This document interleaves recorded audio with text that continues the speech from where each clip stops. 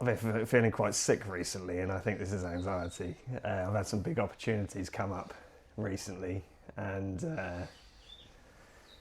it's a constant feeling of sickness and my chest feeling tight. Yeah. And I'm getting pretty sick of it, to be honest. It's quite annoying, but at the same time, when I have these big opportunities come up, that's obviously that's what we're doing this for. That's why we're trying to build, But then you start to think, hang on, why am I doing this? Because you get this feeling afterwards, you get that joy when these opportunities come, but then it comes with all of this afterwards. I can see that's weighing on you. Yeah. I can definitely see that's weighing on you. I'm feeling it today. I was driving here this morning and I was thinking, like, what am I doing? Because I'm very appreciative of these opportunities that have popped up, and you get that euphoria for a short amount of time where you're on top of the moon, and then you try and make the most of what's going on in that feeling. And that happened last week, I think, when I got in contact with you, didn't I? And I was like, Luke, feeling great. This has happened. I've had this rent-to-rent opportunity come up. I'm waiting with the landlord at the minute, and I feel so light today as well. And I think I said to you that morning as well, I went for a run that morning, went out and did a 9k, and I'm not a massive runner, but I'm trying to do it a bit more because I use it as therapy. And I actually enjoyed the entire run for like the first time in my life as well. Normally I'll get like 2 or 3k in and I'm like, oh, legs are killing me. I'm feeling a bit now. Why did you enjoy it? Why did you enjoy it more this time? Is it because you were sort of in the moment? What was it about that run that you enjoyed? It was because after a couple of big opportunities popped up with the rent-to-rent and a music opportunity that I'm working on at the minute as well for a corporate event, I felt like this is working. This is okay. The work is coming together. It's so you feel ecstatic, you feel light, because suddenly that burden that you have inside your brain where you feel like you're pushing and you're not getting anywhere, it lifts because you've got a result. But then again, that's a dangerous point to be, actually, because you can also then sit back and be comfortable. But in this case, what happened is when I went out for the run, to answer your question, I felt light. I felt like relief, like it was all working. It was great. So running, I didn't feel pain. I didn't feel heavy. I didn't feel exhaustion. I just felt like this is great. What changed?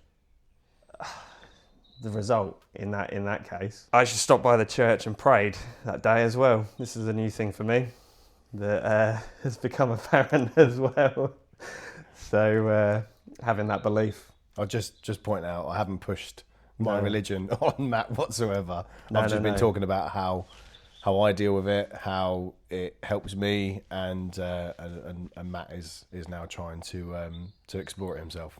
It's something that I think I've probably believed for a long time, but then not been happy to accept. And now, and it's not just you either. It's a lot of help from other people as well who have explained, like, having that belief, that bigger, wider accountability is exactly what I've probably been missing for a long time. Hence why I'd get very frustrated. But on that morning when I went out running, I already felt like, because I was getting a result, and suddenly it felt worth it. And I stopped off at Great Bentley Church and prayed briefly as well. And I felt a huge rush of emotion and energy come over me, and then I carried on running, and it felt amazing. It felt great. But what happened later in the day is when I started thinking about the logistics of how I'm going to make these opportunities come to reality, I started to think, hang on, can I do this? Have I got the time to do this? Have I got the finances to do this? How am I going to make that happen? So then the anxiety creeps back in, because for me, like, reputation is so important. I want to make sure that I'm delivering, and I want to make sure that I can deliver for the customers, for the clients, and then I can also deliver as a family man, as a father as well. And that's a catch-22 situation. It's like, where do you spend your time? Because for me, I'm constantly thinking about, how do I provide for my family? Okay, I need to build my business. How do I build my business? Well, I've got to take time out from my family to put into my business to then carry on building. But going back to that day, when you start thinking about these things, the lightness then starts to disappear, and the heaviness starts to fill back in. But in that moment, when you feel that result, it's great. It's great. And yeah, I think anxiety is one of the most misunderstood things, because from the outside, it looks like you're doing nothing. But like, what does anxiety look like on a day-to-day basis with you then? For me, I have an internal feeling of sickness. It's not sickness. It's a different type of sickness, but it's like that. You've been punched in the gut constantly, because it's more of a physical. It's a physical thing, yeah. And I struggle with my breathing as well. Your chest gets tight. Sometimes I wake up in the middle of the night as well, and it causes sleepless nights. I didn't sleep last night because I was thinking about these opportunities as well and how I'm going to make them happen. And then I knew that I was coming into the day and we were going to record as well and talk about them, and made it even worse. I know it's easy to sit here and say it, but with regards to like the anxiety side of things and how it sort of like makes you feel, because obviously it has a real impact on you and how your day sort of evolves and what you can get done in a day based on how you feel. Have you ever thought about just not letting it rule your life? And again, I know it's easy to sit here and say that because I've suffered with anxiety, quite bad anxiety. I've had to be, go on medication for anxiety in the past, and quite recently as well. So I know what it's like to feel like that. But what I have discovered, for me at least anyway, is just explaining to myself, well, okay, I'm anxious about this, but realistically, what's the worst that's going to happen? Okay, I don't get this opportunity. I don't follow through with that. Well, how's that affected me in my life? Forget about the micro, look at the macro. How's it actually going to affect your life? This one thing on this one day. So the opportunities that are coming up are with the corporate event for the music, for example. It's something that will then give me great experience, great reputation going forward that then I can use to build. And it's the same with me taking on my first rent to rent, for example. That is the establishment point, and I think that's why I feel so anxious. So it sounds like you just need it validating for you and not for anyone else. Oh, maybe so, but then I'm paranoid that I'm going to let other people down in the process as well as myself. Well, mainly my family in this case, I think. With the rent to rent, for example, am I putting my family at jeopardy from doing this? Am I going to have enough time to make it work? Or is the investment not going to be worth it? But it sounds like you haven't explored that. It sounds like you haven't sat down and actually asked yourself those difficult questions and gone, right, this is my time, this is my plan, does it work? I do it on a daily basis, which is why I feel constantly like my engine is running at 1,000%. Okay, so and that's because anxiety, to me, like you say, is so misunderstood because it can be portrayed as like laziness, procrastination, like I'm not doing things, like you've just said to me, like, well, why aren't you sitting down and thinking about it? Well, I am constantly thinking about it, and that's the problem. The problem, isn't it? Because my brain is just constantly on overdrive, thinking, how am I going to make this work? How is that going to affect my family? How is it going to affect me? Because I'm not going to sleep. I'm not going to have time. I'm going to have to do like the 14, 15-hour days to make it work alongside the other things that I'm trying to achieve as well. And this isn't a me problem. This is a standard business problem for anyone that's trying to push forward and grow. But obviously when you're in the middle of it, it's horrible. And you feel like you're the only person that it's affecting as well because you're so inside your brain. And I'm feeling it right now as well. I'm sitting here and I'm feeling like I'm stuck in my head. You're the only person who can occupy real estate in your own brain. Yeah, that's a great point. So actually, on that point, like when I'm sitting here now, what do you see? Because for all of the people listening, this is raw. I'm feeling that anxiety right now, and even though we're talking about it, it's very difficult to release. I mean, we're doing what you say. Have you sat down and thought about it? Well, I'm thinking about it right now, and this is what happens for me.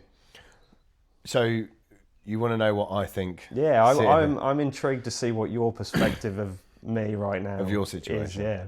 Okay, so if you think about so we're in sort of the Hastings area at the moment. Okay, now if you think back to the Battle of 1066, yeah, where you had all these soldiers that were, from France, come over the Channel and they were coming in to invade England, right? And they were, you had the British, like King Harold and his army sitting on a hill that night waiting, right? Or was it the French? Sorry. But you're sitting on a hill waiting that night. Now, you think about those soldiers, yeah, right? You think about the anxiety of them, that they've got to go to sleep that night, right? Knowing that tomorrow morning they're going to be going into battle and there's a high chance that they're going to die, yeah? They are at war, yeah? And their anxiety is around that sort of perspective that they are at war, yeah? What I see when you tell me that is that you are at war, but only with yourself. Yeah. That's spot on. And it's something that I'm very aware of, but I can't control at this point. And it's something that I've always struggled to control. And when I've mentioned about being angry in the past, so anxiety to me, now that I'm starting to get a grasp of what's going on, and I'm trying to build more constructively with business, I used to portray anxiety as anger. So I can imagine, for your analogy, with soldiers that are going to be putting themselves in the line of death, which you can understand. Which, yeah, like, I mean, that must have. Maybe they were basically pep talk into it, then exploiting that as anger. Yeah, but what I was trying to say was put yourself in their position, and then you look at your problems. Oh yeah, they're nothing. Right. No, they're nothing, are they? No, you're right. You're right. But then you telling me that then makes me go, well, you've just been stupid, haven't you, Matt? Why are you concerned about these things that aren't a problem? Do you know what I mean? Yeah. So then I get wound up more. My goal isn't to make you feel stupid about it. My goal is to try and sort of like reset your mind around the problems that you're currently experiencing, because with anxiety, there's lots of ways to look at anxiety, and a lot of people with anxiety, especially like you in your situation, they're waiting for the right moment, but that moment never comes along. And because that moment's not coming along, or it's not coming quick enough for you, that's why you're spiraling and your anxiety is flaring up and you're having all of these physical symptoms, because you feel like you're not doing enough. You feel like you're letting people down. You feel like you're not good enough for yourself or for anyone else. But if you actually ask the people around you, I guarantee you they won't have that view on you. It's only you. It's your own internal perception of how you think other people perceive you. And that's the hardest thing to get out of your head and to try and reshape in your own mind. But it is also one of the more important things to do. And the way to do that is to talk to people. Talk to the people you love. Explain to them how you feel, and then ask them if they agree. And if they agree, okay, fine, there might be a valid point there. But if they don't agree, which I would assume on most cases they wouldn't, then it's only you, and it's just you that's thinking about this. And we've spoken about this before. It's like that perception of other people. Fear of judgment. Fear of judgment, yeah. And the perception that other people might have on you. But the reality around it is, again, you're the only person who occupies real estate in your brain, yeah? No one else has the ability to do that, okay?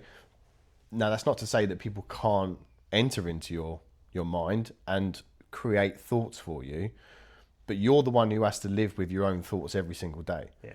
So have you ever been in a situation where, like, you've been in an argument with someone and you've, the argument's blown up or whatever, and the door's been slammed, and you've gone out, or whatever it may be. Very much so. And then all you do for the next couple of hours is you fester over that, and you replay it over and over and over and over again in your mind, and you go, oh, I should have said this, and oh, I should have done that. And there's all these woulda, shoulda, situations that you create in your own mind, but that's all very much driven by that part of your brain as well. It's almost like the movie that gets replayed, and you're currently doing that constantly in your own mind, but what you're doing is you're playing a movie that hasn't actually come out yet. No. You're trying to play a film that's not even in the cinema yet. Well, so what you've just described was most of my teenage and probably like up to late 20s. Right, so my anxiety, which I'm realising is what it was now, I always thought it was maybe competitiveness and drive to push forward, but what I'm realising now is that it was probably actually anxiety, because I was worried about the judgment and how other people perceived me. It was perceived as anger. It was it was the cork analogy we've talked about before. The boiling up by all the little things that would annoy me that I would see in other people that were actually reflections on myself. Then I'd snap, but I'd snap and I'd be angry at that one target person. And had we have been sitting here right now talking about this, maybe even only 2 or 3 years ago, I'd have been boiling, because anxiety is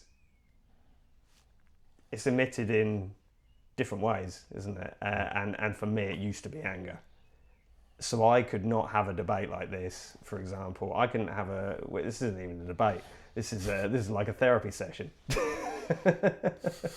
Because you guys are getting the rawness right now. But it would then be me releasing, targeting all of that anger onto you, for example, right now.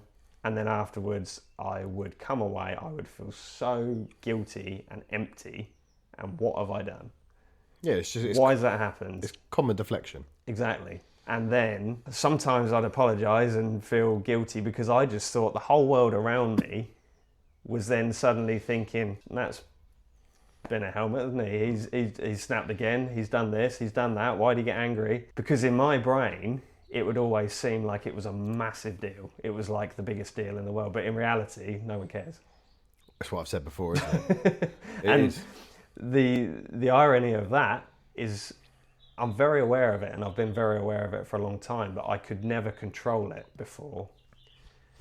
Recently, and this has come from me getting more of an understanding of, and maybe more of an acceptance, and maybe some more accountability, and putting myself around people who understand, like yourself, and reaching out to people via Mind Over Mortar like we're doing now. This has massively helped me get more of an understanding and control of it, which is why I'm always pushing to try and connect with people as well. But it still happens. But it's now turning into a situation where the anxiety is portrayed in a different way.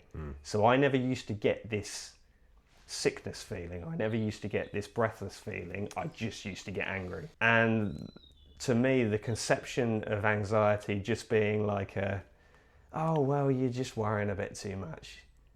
There's so many ways to perceive it, is what I'm understanding now. Because now that I don't feel the anger like I used to, the anxiety is now coming from a place where I'm trying to be more controlled. It's now reflecting in different ways. Although I still get wrapped up in my own brain with all of this information and paranoia and judgment still there, now that I'm aware, okay, look, like you say, maybe I shouldn't be worrying about it so much because it's not as big a deal as you think. It's not winding me up, but it's now like, okay, so I need to deliver. How do I deliver? How do I make this happen without it having not a physical effect, but a long-lasting effect on my family with the way that I provide, for example? Can I be there enough?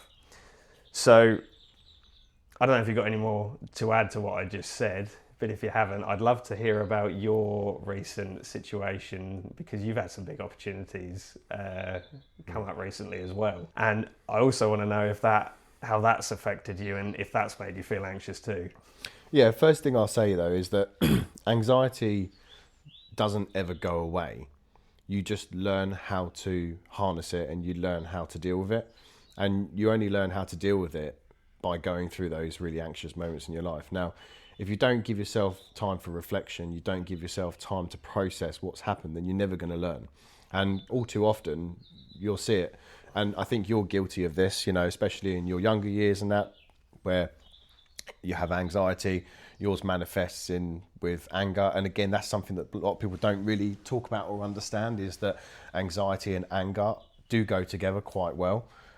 Most people will see an anxious moment in their life and they'll snap at someone else because they're feeling anxious, but the other person just wants to try and make sure that they're okay. They'll ask a question and, you know, you think, well, that's a stupid question, and then you'll snap at them for it. It's all about being able to manage those moments in anxiety and catch yourself at the point where you're at the, you know, reaction. That's when it makes sense, like, because, and that's something that I've worked on, you know, over the years, is it's that catching it at the point of inception when you could react in one way or another way, and it's having that choice and deciding which way to go. So your problem with anxiety, again, remember that everyone goes through life with anxiety in some way, shape or form. Some people go through life with much bigger problems with anxiety, and other people just sort of, you know, get it every now and again. And it's not to say that you're different. It's not to say that you're you know, there's something wrong with you or what, but it's just how you sort of deal with that, really. So yeah, I mean, for me, I definitely get anxiety. I've had anxiety, you know, in the past many times, you know, when if it's to do with my adolescent years with, you know, the school, you know, my upbringing and being anxious over like talking to people or being involved in things, you know, as a kid.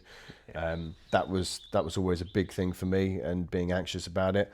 And I would, you know, quite often snap at people as well. And I think it's just because I didn't realise or understand how to regulate my emotions. As you get older, you start to understand your emotions better, and you start to realise that, you know, the anger emotion, yeah, right, it's just a bit of a twat. You know, that part of me is just a bit of a twat. Like, it is. But it also does fuel you to push forward. That's what used to happen to me. Yeah, only if you harness it though. Yeah, well, this was a problem. I think I used to harness it in the wrong ways, which is now where I'm trying to then harness it in a better way. But you are right; it does make you into a twat. It does. Yeah, you. There are parts. I mean, all of my emotions. Yeah, right. They're all like. Have you ever seen the film Inside Out? The Disney film. I haven't. No. So the film, the Disney film Inside Out, it's a fantastic representation about emotion. It's a kids' film, right? But I watched it as an adult and I was like, oh my God. I was like, it's so true.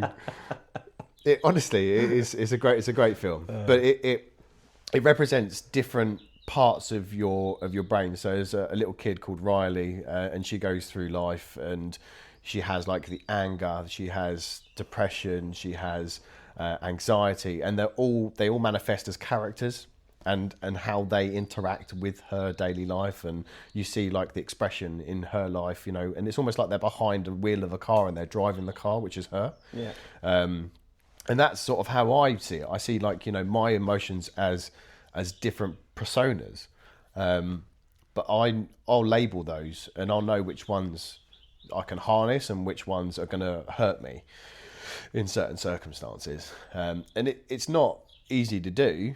You know, you have to do a lot of self-exploration, you know, and, you know, self-finding to be able to do those things. And again, I'm not a guru. Do you know what I mean? I'm not an expert at any of this stuff, but I can just tell you from my experiences.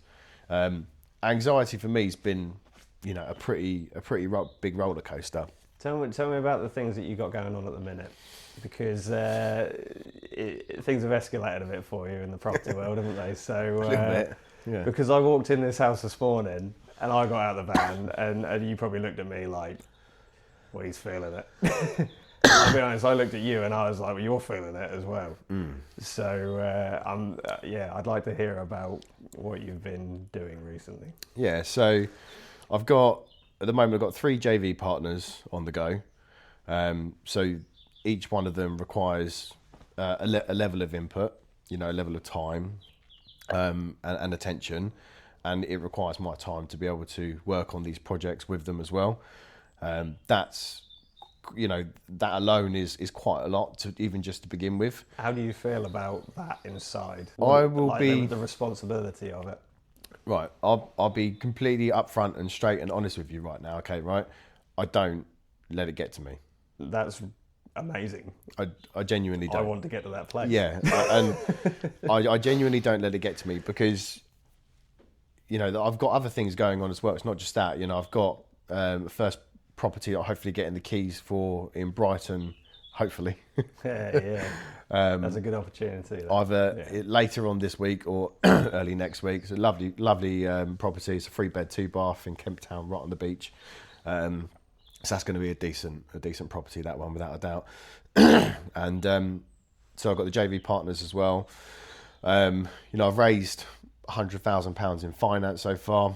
I've got a bespoke investor who I'm working with at the moment, who wants me to find him a deal, and he wants me to project manage that deal for him as well. I've slightly repositioned myself in the spaces that we're in. I see there's a bit of a gap in the market where a lot of people say that they can project manage, but realistically, like, what's their experience? Well, it might be that they've done a couple of refurbs themselves and they go, okay, well, I know how it works. I can just, charge people to do the project management on their refurbs. That's fine, okay? If that's what you want to trust someone to do that. But I've actually got proper skills. I'm actually trained to be a project manager. And you have qualifications as well. Exactly that. I've got exactly. So I've got certifications that go along with it all as well. And the reason I'm asking this is because of you in your position being trained. I haven't even finished. No, I mean, I carry on, but I haven't even got done yet. No, fair enough. I want to know how you feel with taking on kind of that responsibility for investors. Does that make you anxious? And if so, like, how does that feel for you? Because is it as intense as me, where I'm like completely jumping into the unknown, or because you have that experience and that qualification, do you still feel the anxiety because you're like, no, I still want to provide my reputation? Or are you like, no, I've got this, so you don't feel it at all? Yes and no, but the no is very small. Yeah. So I've done loads of projects in the past. I've project managed loads of projects where, from 10 grand up to, millions of pounds. So I know what it takes and I know what level of input is required to manage a project. I mean, refurb projects, right? I mean, it's all very much bread and butter. Like, honestly, it really is. Like, if you're doing a refurb project, it's pretty straightforward, right? For me at least, anyway, because I understand it. A lot of people get caught out on the timelines and the expenditure that they're spending on those properties, and that's where they lose their profits. Not only that, but it's the health and safety element as well, an aspect of it. People don't understand that, and I'll tell you, that's realistic. I'll be honest with you, that's where the big anxiety part lies. It's not on the fact that the project is going to overrun, it's going to cost extra money, or the materials are more expensive than we thought that they were going to be. Those aren't things that worry me, because you can control those. If you project manage properly and you set the project out correctly, you start it up, you do all your timelines, your budgeting and everything that goes along with it to begin with as the core concept of a project, then you eliminate a lot of that stuff from happening. It's the health and safety side of things, because that's the unknown. That's where my anxiety always lied in a project, was the health and safety. Because you can tell someone not to do something because you know that it's not safe. Yeah. But if that individual decides to go and do it anyway and injures themselves, you're still partially to blame for that. you're still going to be questioned about it. You know, someone's going to come knocking at your door and go, well, what did you do to make sure that you were going to prevent this, or you could prevent this from happening? So you've got to have your ducks in a row, you know, and a lot of people don't understand. Like, if you own a company, like a property development company, yeah, or, you know, you're buying properties, you're flipping them or whatever, you're still a commercial entity when it comes to the HSE. And the HSE will look at you like an SME. They will, you know, you are a commercial entity. So you are governed by the regulations and the guidance that they put forward. So if you breach any of that stuff, someone hurts themselves and they're off work for more than 7 days, well, that's notifiable. If you don't notify it, you're in big trouble. Yeah. You know, so those things are those are the big anxiety points, because they're the ones that you don't have the full control over. You can control timelines to a degree, yeah. You can do all the planning to control the timeline to make sure it works. You can do all of the controlling and planning to do with the resource development as well, like on what you're purchasing and what's going to actually go into the project. But you cannot control the ignorance of someone on the day. No. Because I was going to ask you a question. Okay, what do you put in place to make it less of a problem? But I suppose you've just knocked a nail on the head, really, haven't you? You've essentially put in place structures to try and mitigate it. But at the end of the day, if something out of your control comes along, you're not going to be able to control that anyway. So for me, I mean, if I was in your position right now trying to manage a project, that would make me feel horrendous. And for me, with my opportunities that are coming up, for example, it's the legalities, the things that I can't control quite so much, that make me anxious. It's not the doing it, it's not the physical property, it's the legalities, like you say, that makes me anxious, because that's not what I'm familiar with. You're obviously more familiar with the legality side than I am, because you've come from the project management background. But for me, yeah, that they're the bits that kind of make me anxious. But then once you get into them and then you read and you comprehend and understand them, for me, I have to do things to overcome that anxiety, for example, and I think that's an ADHD thing as well, because I've always had to do to learn. You're practical. Yeah, I'm practical. I have to practically learn how to do that thing to overcome, to go, okay, that was fine. Everything's okay. But what happens before that is I think about it too much. So, like, I know what you say about, it's all in control, but do you still have the problem where you overthink things because you've got ADHD too? Yeah, definitely. I mean, like, you know, you could, let's say you're doing a multi-million-pound project, right? And you've got, I'll just relate it back to project management. Yeah. And you've got a big site going on. And you'll have, you know, welfare units on there, you'll have compounds and everything, yeah?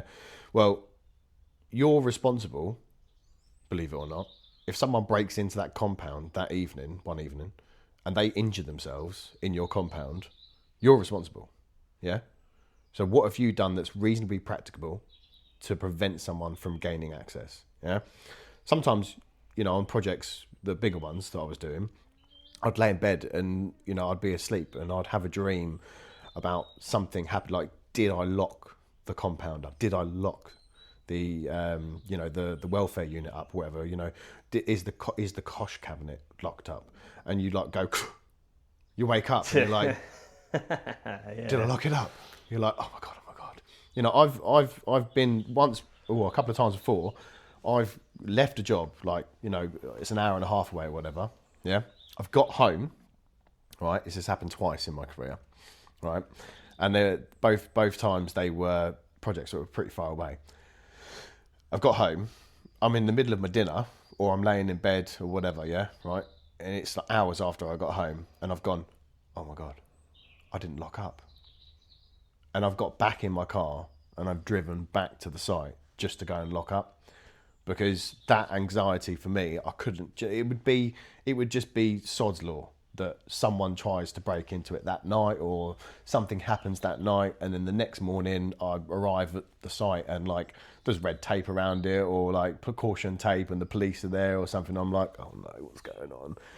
You know, those things, like, they would definitely worry me. But what I would like to say to you is, now that we've been talking about this a bit more, I can see you've sort of eased a little bit. Yeah. By talking about this, I can see you're not as tense as you was when we very first started. I can see that you were struggling to sort of get your breath a little bit when you were talking about this, and I can see you were quite emotional, right? And it's good because, this is raw, and these are real conversations. This is the whole point of it. So now we're sort of coming to the end of this subject that we're talking about. If you were sitting where I'm sitting right now, what would you be telling yourself? Don't get in your own head. You need to explain how you're feeling to people so that they can help you articulate and essentially offload the burden so that it can be understood, so that the problem can be dealt with. If it is a problem, you can discuss maybe it's not as big a problem as you think it is. You need to look at the issues that you're thinking about and think, do they affect me or you right now? Are they a problem right now? If they're not, don't worry about them. Obviously, you need to think about the long game, of course, but what can you do right now to ensure that your imminent future is safe and secure? That's what I would say. I'd say that's really good advice. Yeah, and here's the problem. I kind of know it, but it's still difficult when you're in the situation to think outside your head, isn't it? But that's why it's good when we talk about these things. Because, and this is why we're doing it. Yeah. So, and what I would say also is that, you very much get inside your own head, and there isn't really any value that you get out of it. Yeah. If you could get some value out of it, like critical thinking, and doing like risk analysis on things, right, that's critically thinking, and you're able to be able to explain to yourself why you're doing these things and how it's going to look, then it would make more sense. But why don't you, because you said you're more practical, and I'm very much a practical person as well. I've always been more hands-on. I've said in the past, academically I'm not that great, so I really do struggle to do those things. Why do you not surround yourself, like I do, with people around you that are infinitely more experienced, infinitely more successful? Because being able to aspire to those people is, for me, worth more than me trying to figure it all out for myself, because they've been there, they've done it, and see what they've done. Like you're talking about the rent to rent, You're worried about that rent to rent. You're worried about getting it. You're worried about what it's going to look like, Talk to someone who's got 5, Ask them how they got their first one. Ask them about what it took to get their first one and what happened after the first 3 months of getting their first rent to rent. What did it take from them? Like, what was their time involvement in that? And you've got the option to speak to people on those things as well. Whether you speak to a mentor, whether you go onto a call and talk about it. Because what it will do is it will give you the ability to sort of have it in your mind of what to expect. And I think that's really the key for you, is it's not that you're worried about what's going to happen or anything like that. It's that you don't actually have any expectations at the moment, because you don't know what it's going to look like. I agree with you partially, but I think I have too much expectation of myself as well. But you're creating those expectations. Maybe so. Which are unfounded because they're based on nothing. Maybe so. But for me, it's because I don't want to fail, fundamentally. I'm scared of failure. And that's why I think I get wound up so much. All right. Listen. So I agree with what you're saying. But then I also see it from a different perspective as well. All right, see it from this perspective then, yeah? You're talking about this particular rent to rent, right? Which is causing you a bit of anxiety, yeah?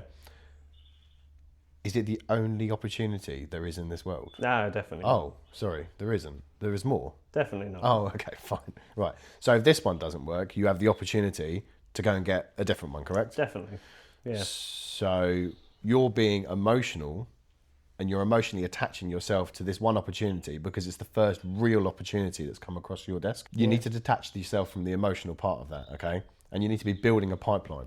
And you know this stuff. I'm telling you this stuff, but you know this stuff. You need to be building a pipeline, right? Don't be looking, right, so you've got the first one that looks like it might go ahead or whatever, and you've just dropped the ball on everything else around you. You've gone, right, I'm going to just focus on this one thing. That's why it's causing you anxiety, because you don't have a backup plan. Whereas if you had 3 or 4 that you were talking to agents about or landlords that you could be taken on. Well, now you're sport for choice. And now your problem is which one's the best one, not I need to make this one work. It's the only one I've got. I agree with you. But at the same time, because I'm worried about time, which we've talked about before as well, I think I get paranoid about then I've got to go out and spend more time chasing more. But this is for me also a good opportunity because I don't want to waste it because I know that it's a 4-bedroom detached house in Colchester. I know it works in Colchester, you see. It's got the potential for 5 bedrooms. They obviously come up quite a lot, but I'm working with an estate agent who's kind of feeding me opportunities, and then I feel like I'm going to let him down as well, which is ridiculous, I know. But I'm just explaining the thoughts that go through my brain, basically. And you're right, you've got to create that pipeline. But because I feel in such a rush all the time, because I feel like I'm running out of time, which is another issue. You do, yeah, we'll talk about that. We'll talk about that. I get wound up because I feel like I'm going to let people down. Yeah. And then I'm going to have to start the process again, basically. Yeah. So I completely agree with what you're saying, but I'm just, I'm kind of telling you what it feels like for me being on the other side of it at the same time. Do you know what I mean? Yeah, I appreciate that, and I like the fact that you're being open and honest about it. And because this will reflect with a lot of people as well. Yeah, won't it? And this is like I said earlier, this isn't a me problem. This is a business problem. This is a growing problem. But it's difficult. It's difficult to implement exactly what you're saying. Because I know what you're telling me is right, and the irony of like our kind of relationship on here is obviously I don't know what people think. Maybe people would think, oh, Matt's the patient, Luke's the tutor. It's not the case. No. It's not the case at all, is it? And I don't see it like that. But what ends up happening is because I'm such a raw person, that's where I kind of thrive. Some people they're very good at keeping it together, keeping it controlled, keeping their emotions in. I'm not. I never have been. And Mind Over Mortar has allowed me to go, okay, this is what I'm good at. I'm good at expressing how I feel. But the irony of our relationship is that when I express them to you seem to be able to articulate them, what I'm feeling, in such a good way that it then portrays this like student-teacher thing. And it is kind of like that. And I want that to be the case with Mind Over Mortar as well, because we're not trying to be experts, but if they can see that, then and they feel that resonation too, then that helps them grow, doesn't it? Yeah, definitely. So, I mean, the same way it's helping me grow. Yeah, I'm by no means a teacher, a tutor, a therapist, or anything. I just have, I have a lot of life experience. Like I've said before, I had to grow up quickly. Okay, so I've got a lot of life experience. I've experienced things that a lot of people, thankfully will never have to experience in their life. And hopefully my children won't have to go through what I went through with my upbringing. And you compare me to other people, then you go, well, actually, do you know what? You're not doing too bad. Now, one thing that really helped me with the mindset shift on my problems, my specific problems, right, was actually looking at my situation in comparison to everything else around me that's going on. So I would encourage you to do the same thing, and I'll tell you a couple of things. So when I look at my life and I look at what I've had to go through, some people might look at it and go, wow, that's pretty powerful. He's gone through a lot. And then other people might look at that and go, well, he's not been through what I've been through. And that's fine. But, those are the people that I look at, and that gives me the confidence to go, yeah, it's not that bad. It's really not that bad. So when it comes to actually doing that in practice, I came across a video, I don't know, it must have been like years ago now. I came across a video, and I'll share it with you, and I'll share it actually. I'll put it down in the description as well. It's a YouTube video, right? And what it does is it puts everything into perspective for you, because it makes you feel like you are that big. right? And that might sound counterintuitive. It might sound like, well, I don't want that to happen because I don't want to feel any smaller than I already feel. But it does it in a way that actually makes you go, my problems are actually not that bad. You know, and again, I'll share it with you, and I'll share it in the description as well. Yeah, definitely. And for me, that's a lot of the anxiety sort of destruction in my life. I try to use those key things that I look at other perspective, other people, other, you know, real world things that are going on. You could relate it to like the war, for God's sakes. Do you know what I mean? You look at the war that's going on at the moment. I mean, there's always a bloody war going on. I mean, we're human beings. We're stupid. We are honestly stupid. Like, why on earth we're doing, you know, silly things like that and going to war over, you know, political political things and commodities and that. And it's like, you know, it just makes no bloody sense in today's age. It really doesn't. But, you know, I digress. All I'm trying to say is, fundamentally, when it comes to the anxiety and how you feel, right, the best way to lessen your problems and make your problems feel smaller is to look at the rest of the world and to look at everything else around you and actually put yourself into perspective on those things and go, right, well, if you was to do that, I'm basically an ant. You know, and what problems does an ant have when it's walking around? I've got to find food, got to find food, got to find food, got to find food, got to find food, got to find food. Found food, right, back to the nest, back to the nest, back to the nest. Those are its problems, you know. Whereas your problems are a lot more dynamic, and I get that. But a lot of your problems come from your self-confidence. That's really, I think, what the underlying issue is for you, is your self-confidence, not your self-judgment or anything like that. It's the confidence that you have in yourself, because it's my confidence to be able to provide what I'm saying I can provide. And if you can't? I don't know. I don't think about it. Because it hasn't happened, right? No, I suppose. But I don't think about it because I suppose, there's not... You give me some I suppose I don't want to experience that outcome, so I don't think about it. Give me a real world example right now of your life right now where you've gone after something, yeah, right? And it's critically failed in a way that has actually detrimentally affected your life and your family's life. My motorbike crash. Yep. Yep. Yeah. See what you brought it up now.